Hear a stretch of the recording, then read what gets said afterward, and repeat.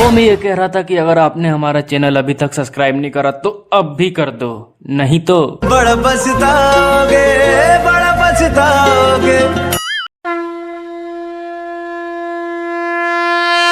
बोला बोला बाबा मटेश्वर नाथ की जय।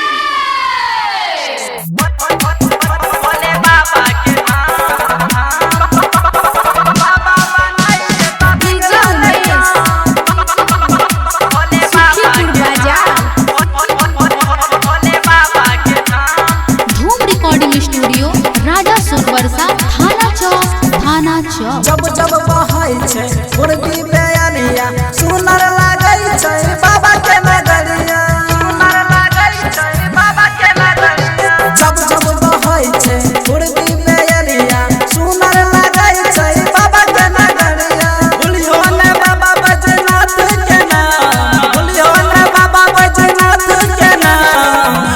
चलो ये भौजी भोले बाबा के धाम,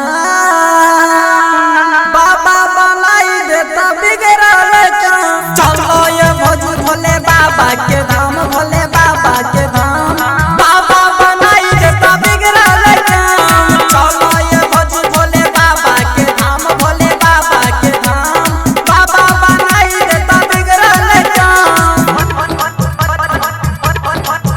भोले बाबा के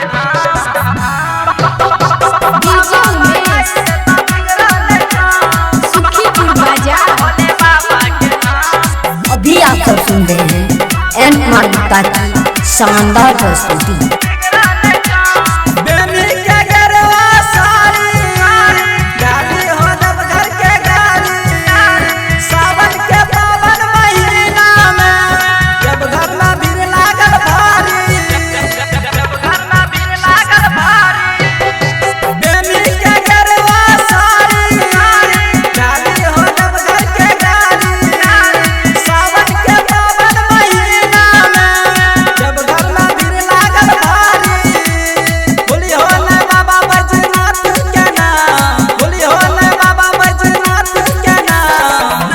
चलो ये भौजी भोले बाबा के धाम।